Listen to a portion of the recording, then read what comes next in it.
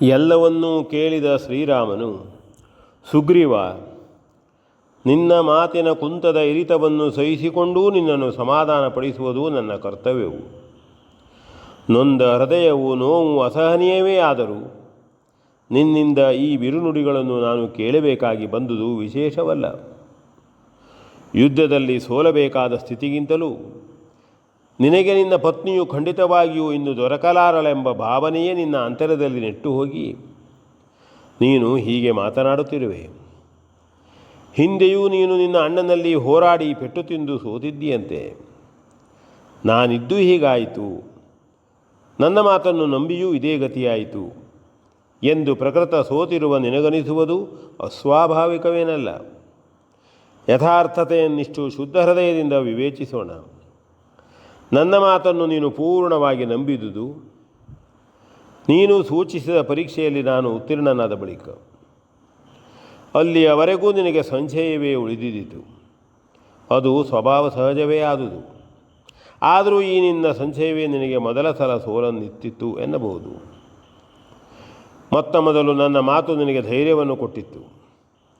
ಆದರೆ ಅದೇ ಧೈರ್ಯವು ಯಾವ ಕಾರಣವೂ ಇಲ್ಲದೆ ನಶಿಸತೊಡಗಿ ನಿನ್ನ ಹೃದಯದಲ್ಲಿ ನನ್ನ ಸಾಹಸದ ಕುರಿತು ಸಂದೇಹವೇ ಅಂಕುರಿಸಿತು. ಆಮೇಲೆ ನನ್ನ ಕಾರ್ಯವಿಶೇಷದಿಂದ ನಿನಗೆ ಎಲ್ಲಿಲ್ಲದ ಧೈರ್ಯವೇ ಮೂಡಿಬಂತು. ಹಾಗಾದುದರಿಂದ ನನ್ನ ಮಾತಿಗಿಂತಲೂ ಸಾಹಸವು ನಿನಗೆ ಹೆಚ್ಚಾದ ಧೈರ್ಯವನ್ನಿತ್ತಿತ್ತು ಎನ್ನಬಹುದು. ಸೂರ್ಯವಂಶೀಯನಾದ ನಾನು ಆಡಿದ ಮಾತಿಗಿಂತಲೂ ನಿನಗಾಗಿ ನೀನು ಹೇಳಿದಂತೆ ನಾನು ಮಾಡಿ ತೋರಿಸಿದ ಕೃತಿಯೇ ನೀನು ನನ್ನನ್ನು ನಂಬುವಂತೆ ಮಾಡಿತು ಅಲ್ಲವೇ? ಆತ್ಮ ಸಂರಕ್ಷಣೆಯೂ ಸತ್ಯ ಪರಿಪಾಲನೆಯೂ ಪರಮ ಧರ್ಮವಾಗಿ ಆಚರಿಸುತ್ತಿರುವ ಮನುವಂಶೀಯನ ಮಾತುಗಳು ಸಾಮಾನ್ಯವಾದ ಪರೀಕ್ಷೆಯಿಂದಲೇ ನಿನ್ನಲ್ಲಿ ವಿಶ್ವಾಸಾರ್ಹವಾಯಿತು. ಹಾಗೆಂದು ನಿನ್ನನ್ನು ನಾನು ಹೊಳೆಯುತ್ತಿರುವುದಲ್ಲ ಸುಗ್ರೀವ. ನಿನ್ನನ್ನು ನಾನು, ನನ್ನನ್ನು ನೀನು ಅನ್ಯಥಾ ಎಣಿಸಿಕೊಳ್ಳುವುದು ನಮಗೆ ಭೂಷಣವಲ್ಲ.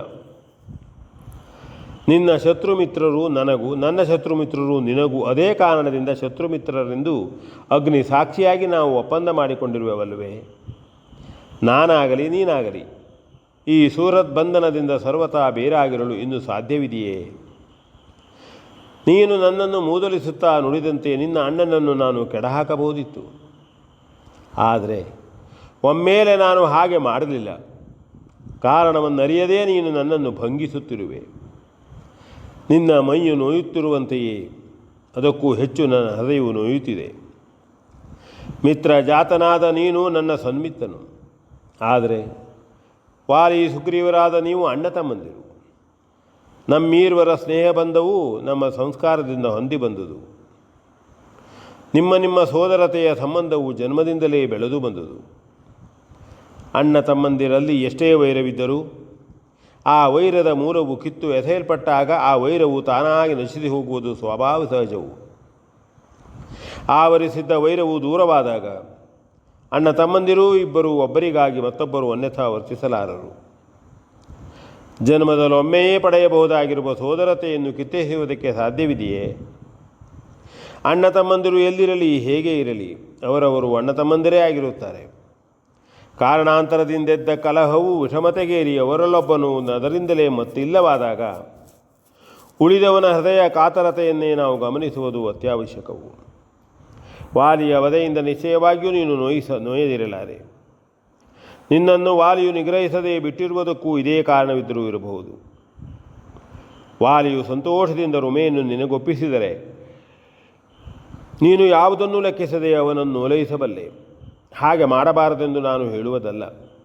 ನಿನ್ನ ಅಣ್ಣನ ಮರಣದಿಂದಲ್ಲದೆ ನಿನಗೆ ಪತ್ನಿಯು ದೊರಕಲಾರಳೆಂಬ ಪೂರ್ಣ ಭರವಸೆಯಾಗುವ ಮುನ್ನ ವಾಲಿಯು ಸಮರ್ಥನಾದರೆ ಆ ಭ್ರಾತೃವಿಯೋಗದ ವ್ಯಥೆಯು ನಿನ್ನನ್ನು ಸರ್ವತಾ ಬಾಧಿಸದಿರದು.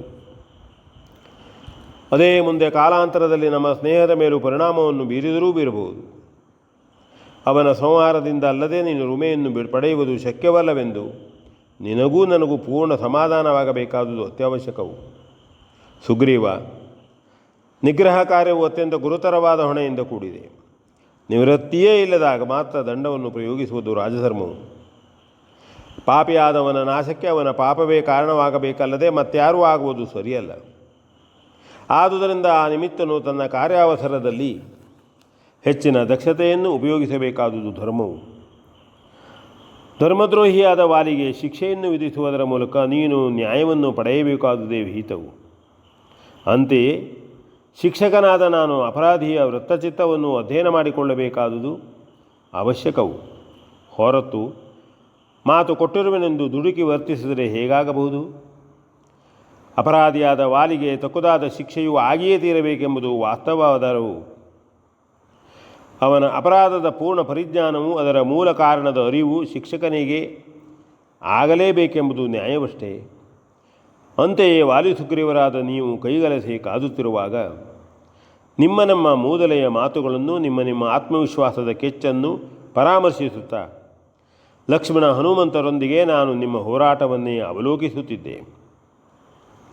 ವಾಲಿ ಸುಗ್ರೀವರ ಕಾಳಗವು ಎಂಥವನಿಗೆ ಆದರೂ ಆಶ್ಚರ್ಯವನ್ನುಂಟು ಮಾಡುವಂತಿತ್ತು. ಮಹಾಬಲಶಾಲಿಯಾದ ವಾಲಿಗೆ ಸುಗ್ರೀವನು ಯಾವ ವಿಧದಿಂದಲೂ ಕಡಿಮೆಯಾಗಿರಲಿಲ್ಲ. ನೀವು ಒಬ್ಬರನ್ನೊಬ್ಬರು ಹಿಡಿದೆಳೆದು ದೂಡಿ ಗುದ್ದಾಡುತ್ತಿದ್ದಾಗ ಆ ಸಂಜೆಗತ್ತಲೆಯ ಹೊತ್ತಿನಲ್ಲಿ ನೀನಾರು ಅವನಾರು ಎಂಬುದೇ ತಿಳಿಯದಷ್ಟು ಸಮರವದು ಸಾಮರಸ್ಯವನ್ನು ಹೊಂದಿದ್ದಿತ್ತು. ಕ್ಷತ್ರಿಯನಾಗಿ ಹುಟ್ಟಿದ ನಾನು ಕದನವಿದನ್ನು ಕಂಡು ಮೆಚ್ಚಿ ಆಗಲೇ ಈ ಮುಖ್ಯಪ್ರಾಣನ ಮುಖವನ್ನು ದಿಟ್ಟಿಸಿದೆನು. ಆದರೆ ನಿಮ್ಮ ಈ ಅಣ್ಣ ತಮ್ಮಂದಿರ ಹೋರಾಟದಿಂದಲೇ ಪೂರ್ಣವಾಗಿ ನೊಂದು ಹೋಗಿದ್ದ ಅವನು ಒಂದೇ ಸವನೆ ಕಣ್ಣೀರನ್ನು ಮಿಡುತ್ತಿದ್ದನು. ದುಷ್ಟನ ದೌಷ್ಟ್ಯಕ್ಕೆ ಶಾಸ್ತಿಯಾಗಬೇಕಾದುದು ನ್ಯಾಯವೇ ಆಗಿದ್ದರೂ ಸಾಧುಗಳ ಕಣ್ಣೀರನ್ನು ಗಮನಿಸಬೇಕಾದುದು ಅವಶ್ಯವಾದ ಕರ್ತವ್ಯವು.